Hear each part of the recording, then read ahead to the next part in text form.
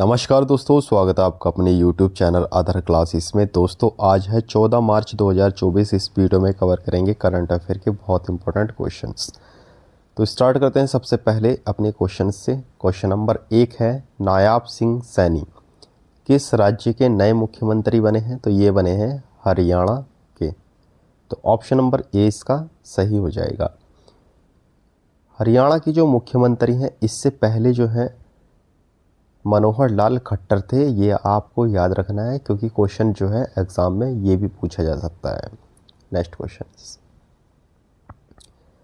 निम्नलिखित में से किस आर्किटेक्ट को प्रित्जकर आर्किटेक्चर पुरस्कार 2024 प्राप्त हुआ है? तो ये हुआ है भाई रिकेन यामामोटो को। ठीक है, रिकेन यामामोटो जो है एक जापानी वास्तुकार हैं जिनको यह पुरस्कार मिला है।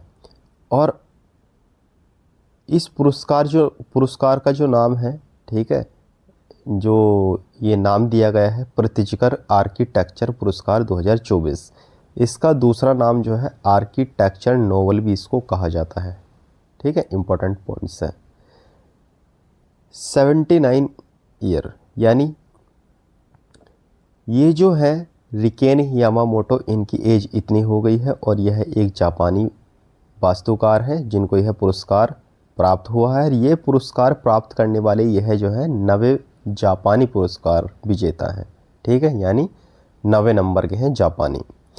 ये पुरस्कार स्टार्ट कब हुआ था और किनके द्वारा किया गया था ये भी आप जान लो। J.A. प्रित्जकर और उनकी पत्नी सिंडी ने 1979 में प्रित्जकर वास्तुकला पुरस्कार की स्थापना की थी। ठीक है, क्योंकि यहाँ से भी क्वेश्चंस उठ के आ सकता है। नेक्स्ट पॉइंट को कवर करते हैं। यह विश्व स्तर पर मान्यता प्राप्त पुरस्कार है जो कि किसी जीवित वास्तुकार या वास्तुकार की उपलब्धियों का सम्मान करने के लिए प्रतिवर्ष प्रदान किया जाता है। इसे अक्सर वास्तुकला का नोबल पुरस्कार भी कहा जाता है। ठीक है, तो यहाँ पे याद रखना इस पॉइंट को, वास्तुकला का नोबल पुरस्कार भी कहा जाता है।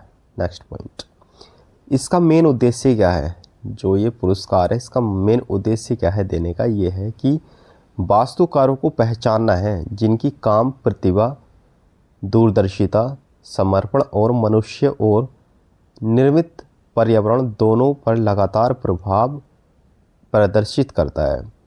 इस पुरस्कार में जो विजेता होता है उसको कितनी राशि दी जाती है? तो यहाँ पे आप देख सकते हो $100,000 को जो नगद राशि है वह उसको दी जाती है विजेता को, और एक प्रमाण पत्र दिया जाता है और एक कांस्य पदक मिलता है।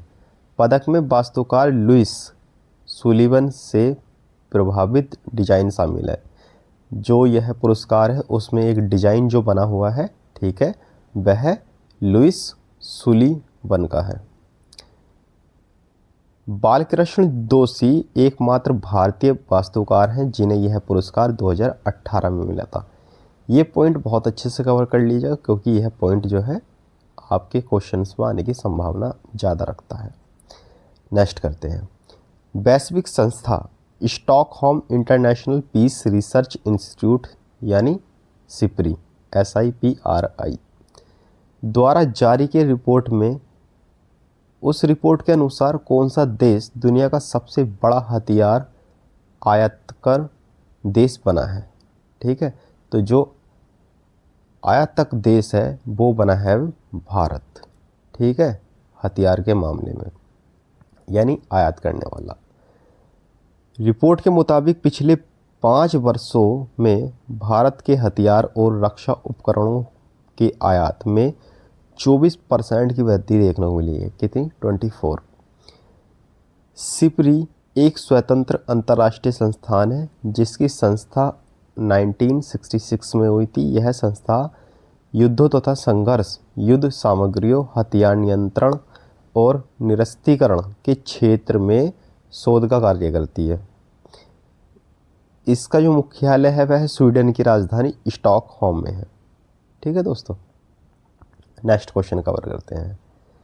किस केंद्रीय गृह मंत्री और सहकारिता मंत्री ने दिल्ली ग्रामोदय अभियान परियोजना का उद्घाटन किया है? ये किया है भाई अमित शाह ने। केंद्रीय गृह मंत्री और सहकारिता मंत्री कौन है? गृह मंत्री कौन है इस टाइम? अमित शाह। देखो ये क्वेश्चन जो है अगर आप आगे का छोड़ दो, कभी कभी ये भी क्वेश्चन पूछ लिया जाता है कि भारत के जो है इस टाइम गृह मंत्री कौन है? आंसर आएगा अमित शाह। सहकारिता मंत्री कौन है? अमित शाह। ठीक है, तो इस तरीके से भी क्वेश्चन वह पूछ सकता है। तो जो दिल्ली ग्रामोदय अभियान परियोजना है वह अमित शाह ने उद्घाटन किया है उसका। और इसका मेन उद्देश्य क्या है? दिल्ली ग्रामोदय अभियोजना जो है इसके तहत 383 करोड़ रुपए की लागत से 41 गांव में पॉइंट नेचुरल गैस यानी पीएनजी सुविधा और 178 गांव में विभिन्न विकास कार्यों का उद्घाटन किया है। नेक्स्ट क्वेश्चन कवर करते हैं।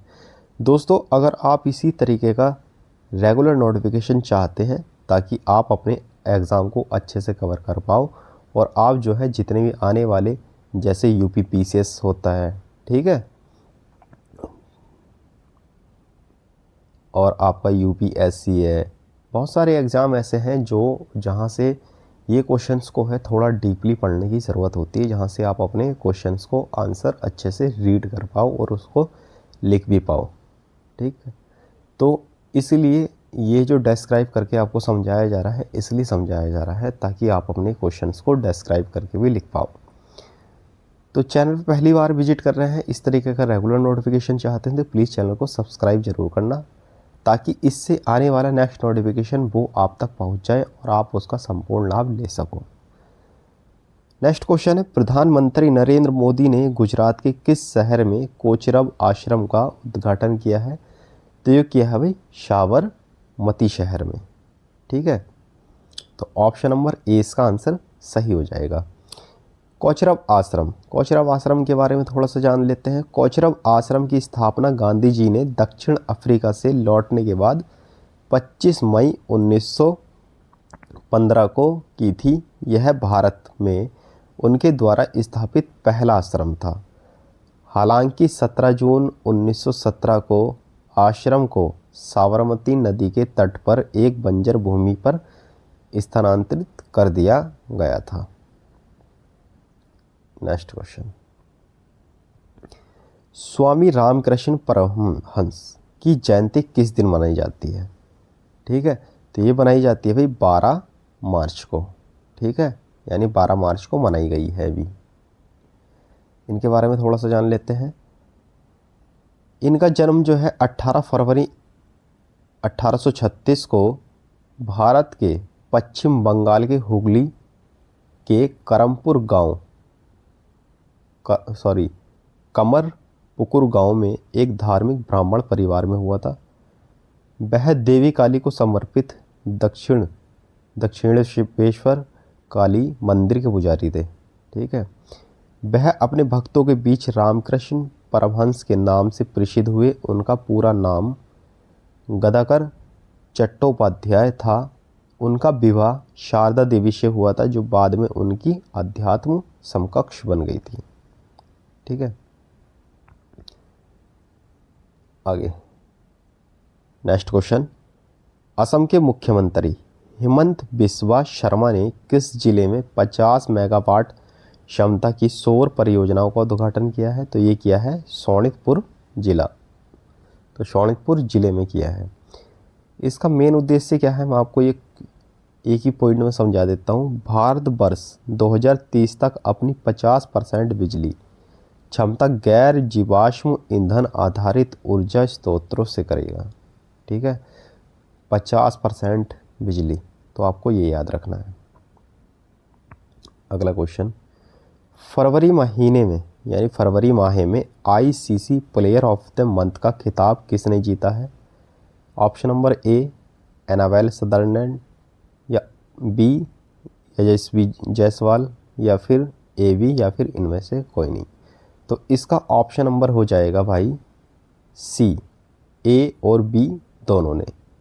ठीक है, इनके बारे में थोड़ा सा जान लेते हैं। भारत के युवा बल्लेबाज कौन है?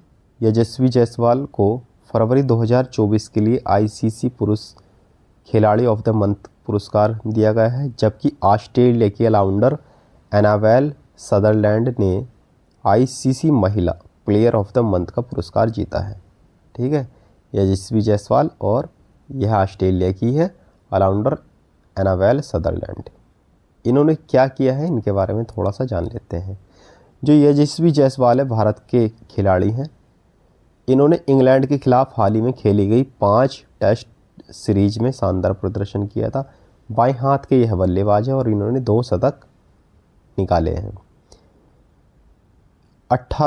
फरवरी महीने में 112 की औसत से 560 रन इन्होंने बनाए हैं। इस शानदार प्रदर्शन से, ठीक है, इन्हें यह अवार्ड से सम्मानित किया गया है प्लेयर ऑफ द मंथ से।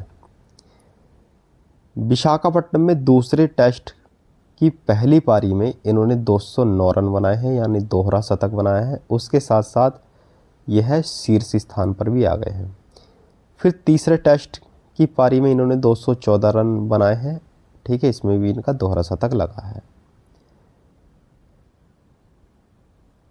अंतर्राष्ट्रीय क्रिकेट परिषद यानी आईसीसी ने मंगलवार को घोषणा की है कि ऑस्ट्रेलिया स्टार ऑलराउंडर कौन एनाबेल सदरलैंड को फरवरी 2024 के लिए आईसीसी महिला खिलाड़ी ऑफ द मंथ से नामित किया गया है। शीर्ष सम्मान के साथ सदरलैंड आईसीसी जीतने वाली ऑस्ट्रेलिया की 5वीं खिलाड़ी बनी है। इससे पहले कौन थी? Alyssa Healy, Rachael Haynes, Tahlia McGrath और एशले गार्डनर के बाद माह की सर्वश्रेष्ठ महिला खिलाड़ी का पुरस्कार इनको मिला है। सदरलैंड ने संयुक्त अरब अमीरात यानी यूएई की ईसा ओझा और कबीशा एगोडागे पर जीत हासिल कर प्रतिष्ठित पुरस्कार जीता। सदरलैंड ने फरवरी 2024 में 4 मैचों में 229 रन बनाए और 7 विकेट लिए।